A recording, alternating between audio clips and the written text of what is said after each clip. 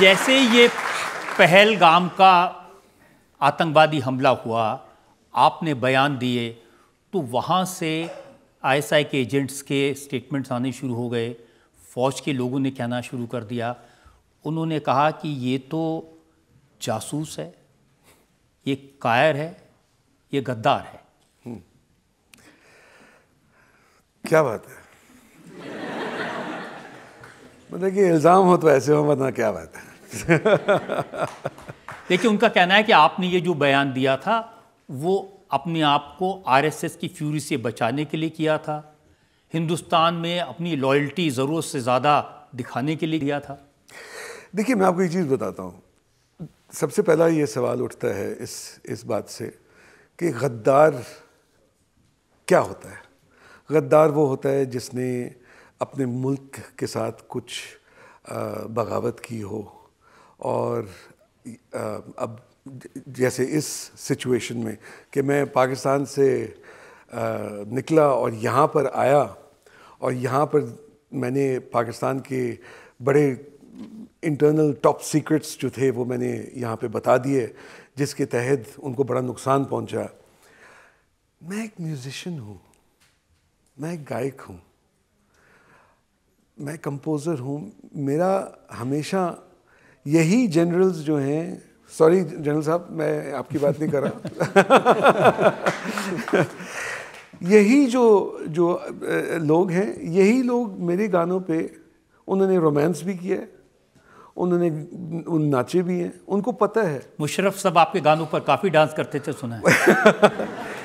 जी, सवाल ये उठता है कि ये लोग जो हैं, आर्मी के जो इस्टेब्लिशमेंट है, चाहे आप उनको, चाहे वो आईएसआई हो, चाहे वो ये सारे जो हैं, इन्होंने कश्मीर का एक मुद्दा बना के रखा हुआ है, और वो कहते हैं कि जी हम ये कर रहे हैं इस्लाम की खातिर, और ये जिहाद है। और हकीकत जो है वो बिल्कुल अलग है।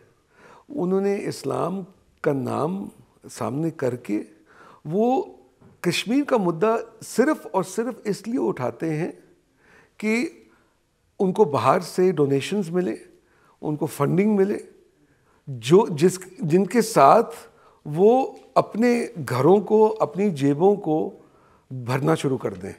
और उसका सबूत ये है कि जिस ठाठ के साथ वो रहते हैं और जिस तरीके से उन्होंने मुल्क को लूटा है। आज जो लोड शेडिंग होती है, मुझे तो बहुत, मतलब कि मैं तो इनकी हकीकत जानता हूँ। हकीकत ये है कि आवाम जो है वहाँ पे आज किस लिए सफ़र कर रही है। वो इसलिए सफ़र कर रही है, उनके पास आज जो पैसे नहीं हैं, और वो हर जगह जाके वो पैसे मांग रहे हैं। वो पैसे गए कहाँ? वो किसने किया है? तो फिर गद्दारी किसने की है? देखिए, हम तो टीवी पर यही देखते हैं कि जो वहाँ के लोग हैं वो पानी के लिए तरस रहे हैं, पेट्रोल के लिए परेशान हैं। 5 किलो आटा 850 रुपये का मिलता है, तो लोगों की बुरी हालत है। तो ये आप कह रहे हैं कि ये पैसा इनकी जेब में जा रहा है? ऑफ कोर्स, ये फौजियों की। मतलब कि आप देखिए कि देखिए, मैं आपको एक चीज़ बताता हूँ कि ये तो एक हकीकत है कि वहाँ पे पूरा मुल्क जो है वो फौजी ही चला रहा है।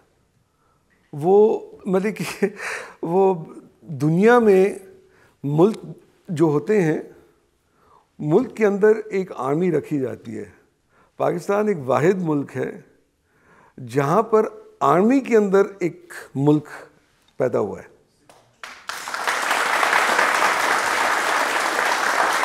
तो ये जो बातें हम सुनते हैं कि वहाँ की फ़ौज सारे काम करती है, वो खेती भी करती है, हाउसिंग भी करती है, टूरिज्म भी, सब कुछ करते हैं। वो कॉर्नफ्लेक्स भी बनाते हैं। कॉर्नफ्लेक्स, ये फौजी फंड।